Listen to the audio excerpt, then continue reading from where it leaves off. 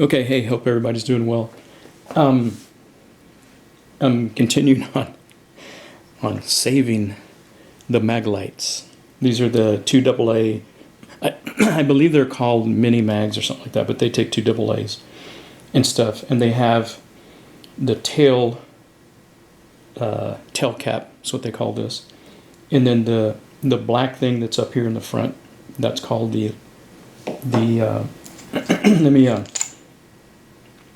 yeah, the thing that's underneath this guy right here. Oop, yeah. Thing that's underneath this guy right here. You pull the light out, you pull this out. That's the switch that's in there. So when you put batteries in here, this thing comes up. It's kind of hard to see the gap, but there's a gap here. You can hear that? So that gap, the batteries in the spring here, the spring there, push this up and it turns it off. All right? And then to turn it off, you have to turn that all the way down, righty-tighty. And so what it does is it pushes this whole device down, and there's this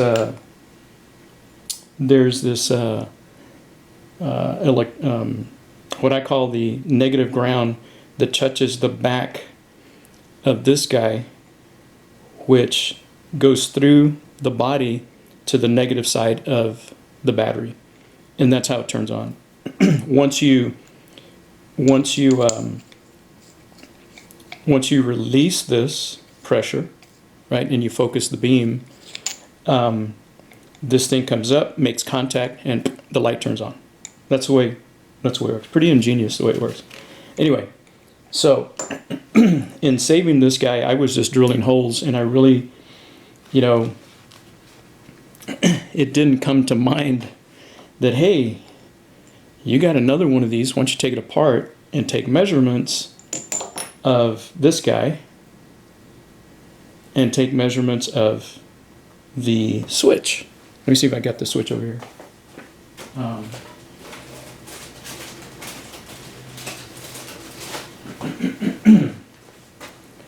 Yeah, so here's a switch for the blue one, and I'm just going to show you the negative part. God, if I don't drop it. But that's the negative connection right there. And so while the batteries are in there and this guy's tightened all the way down, that part doesn't make contact. So underneath here. Okay. Anyway, so I took measurements of this guy. Took measurements of the switch. And then I got them right here. Okay. Now, mind you, when I was doing this guy, I had not taken measurements, so I was just willy-nilly drilling holes and hoping that I didn't hit the vital parts like the switch and the end cap. And it turns out I did hit the tail cap, and I'll show you that in just a bit. So anyway, so this was all willy-nilly. Okay. And so now that I have the measurements, here are the measurements. And I know it's bad to assume, but I'm going to assume that it's probably the same for all the mini Maglites AA. So here's the switch right here, this guy. Okay, I did it with my digital caliper. My digital caliper. All right. So I know that the height of that thing is 7.72 millimeters. Then the end cap is right here. The end cap. So from the bottom all the way to the top, it's 19.33, and then from here to there, which is going to be from here, where my nail is there, right there, to right here, it's 9.66. Okay. So what I've done is I've put some tape here, and I've marked where. Let me see if I can get my pencil here. So I've marked from here to there 9.66. All right, now the second lines here is I've added the 1.38, more or less, radius of this guy, because that's where I'm going to drill. I'm going to drill this right there. Okay, which hopefully I won't hit this guy. Let me just show you. Let me get it here. I have it over here. So I don't know if y'all can see this, but you see these guys right here, these indentions. I know it's probably hard to see. There's some indentions there, and that's where I was. The drill was going in. Let me put this together, and I'll show you. So that's where all these were hitting that. So I'm hoping. I mean, I guess I could even put it next to each other here, and I don't know if y'all can see. Let me see if I can get them. I'm just eyeballing this, all right?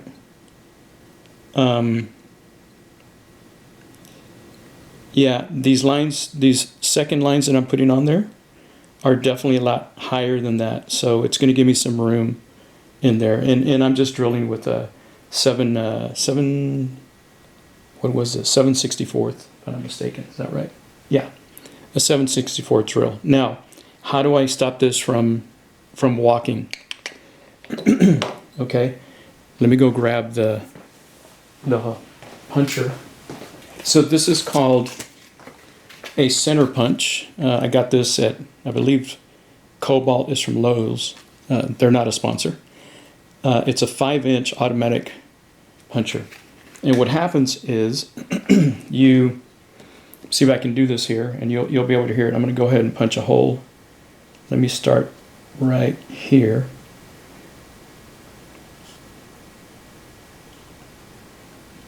And I'm just eyeballing this. I mean, if I'm close, great. And you just do this. All right. And so it's kind of probably hard to see, but it's put a mark there so that your drill bit, you always want to start with a small drill bit, doesn't walk on you. Okay. So I'll do that there. Let me do one there. You know what, let me do one over here. I'll do another one right about right here. I'm going to do several of these. And again, I'm just eyeballing it. Do one there. Then one here. I'll do one right here.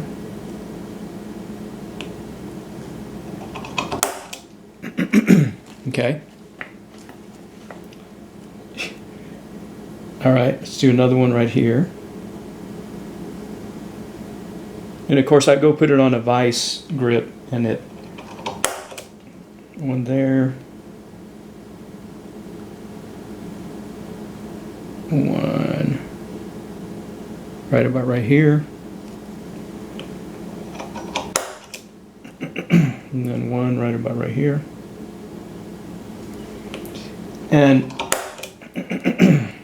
And the reason why I'm doing that is the negative side of the battery. Let me grab one. The negative side of the battery is pressing down. It's pressing down on this guy, on the spring. Okay. And on this one, this part of it had leaked, right? And it had kind of fused on the side here.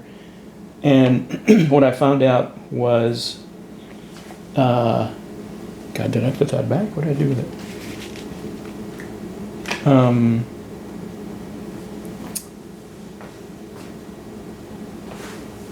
Okay, I put it back in there. And what I found out was, and I've said this in the other video, this is going to be like part 2. I thought that it had leaked all the way through on this guy, all the way through the threads. That's why I was doing a whole bunch of holes right here. Let me go down. That's why I was doing a lot of holes right here. Okay, because I want it to, I'm using some lime juice to go in there and hopefully stop the acid. That's how you neutralize it. It's kind of weird. I know it's acidic, but lime juice and lemon juice will stop the battery acid. Now, am I assuming the same thing here? Well, I'm gonna say no. I've already drilled one hole there, and another one over here. But these, I'm gonna drill these, and what that allows me to do is take in a pick, and it helps me, you know, because already, I don't know if you can see, the holes are already there, and I've already gotten rid of most of the battery, like from here all the way this way. So what's left over here has to be just the end part. Okay, so I'm trying to hit that by drilling these holes there. I'm hoping that I'm hitting this end part, loosening it up to get it out of there, and then I'll put a vise, you know, I'll put in the vise, and I'll put some vice grips on here to see if it'll come loose. Okay. Now on this other side, it's the same thing, except it's the opposite. What's happening is the positive side of the battery is way up there. Okay, it's up there, and that part of the battery is touching that guy right there. Okay, so it's up like so. I don't know if y'all can see that. It's up like so. Let me go this way so you can, maybe there's some blue, the background there. But anyway, so I'm kind of doing the same thing. I'm trying to figure out through the measurements here of the switch. And I'm going to do the same thing here again. I willy-nilly. It just never dawned on me. It's like, hey, yeah, like my dad would say in Spanish, para pendejo no se estudia. That means you don't study to be stupid. You know, go upstairs. You got, like, we have at least 2 more of these, and then we have some that have 3, and they're pretty much all the same mechanism and everything. And but it, you know, after the fact. So yeah. So I just said, you know what? I'm going to go down to here. And I did start these holes right here. I did start with a very small drill, this one, and I said, oh, I can go larger, and I started noticing that I was drilling like right through here, like right through there, like right here. So I was drilling on the battery, and I said, oh, I can go bigger diameter, until finally I got to this point, and I was able to take it out. And then every time I would do, you know, take out stuff, because they're still in here. I know it's hard to see. I don't know if I can. Let me get a flashlight here.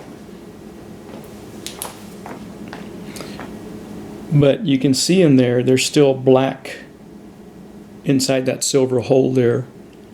They're still part of the where is it? They're still part of the battery from like there on up. So I'll end up doing the same thing up here that I did down here. Okay, and I may go out when I'm drilling the holes. You know, I'll videotape and stuff. Also out here, I know on the part 1 of this, I did take videos, and I want to say that I was drilling and stuff and trying to take stuff out, but anyway, that's where I'm at. And there's that negative connector right there. I don't know if y'all can see that, the negative connector. Let me put a light on it. Okay, and I'm just hoping that there's nothing wrong with it. Now, you can still buy the switch. It's like $4 plus shipping. All right, so there you have it. Here are the measurements. I'll put them up there. If you have one of these and you're like me, I hate to throw stuff away. I always try to repair it. Have I been defeated before in the mission? Yes. Yeah, unfortunately. There's certain devices that you know, get to the point, whether it's electronics and stuff, that because you don't have access to schematics or whatever, you know, I have to break the bad news to the owner. It's like, hey man, unless unless there's some other guy out there on YouTube land or locally where you live that someone else knows that can look at the product, or that you really want fixed. Yeah, typically you probably cannot, again, because of schematics and stuff like that, you won't be able to fix it. But this was a challenge, and I got it going, and it works. I just need to take some wire brushes, clean it all out. It's pretty clean. I mean, I soaked this in this one. I soaked it for about 2 or 3 days after I got everything out, and after I took a screwdriver and got all the corrosion out, because the aluminum inside starts to corrode and it starts to swell, and you have to go in there and kind of carve all that out. And once you do that, the batteries will just slide in like they're supposed to. Kind of like this guy. This is a new one. Just like that. And once that happens, you're golden. So this thing, we can put it back together. Now there may be some rough edges from the drilling on the inside, and that's what I was doing with a screwdriver. I was just kind of like going through there trying to get all those rough edges, because I know when you drill here and it comes out this other end, yeah, you got to be careful not to cut yourself. But there'll be some rough, sharp slivers of aluminum, and you have to be real careful to get those off. And I took a file and I kind of just filed all that down. Now, this guy right here, don't take this off, this O-ring, okay? Because that O-ring is what holds this guy in there. So it doesn't, if that O-ring in there, if the O-ring is not in there, what'll happen is, with time, if you're, if it's rattling, this thing just comes undone very easily, okay? And you could, I don't know, I doubt that they sell the O-ring. I haven't checked. I know they sell the switch and they sell the spring back here. They do not sell the end cap. Anyway, like a buddy of mine said, "Hey man, why are you doing that? The whole flashlight cost $9. Probably cheaper, when you go into Walmart or whatever, they may be at like $7.99 or something like that. But it's a challenge. Okay, I'll be back."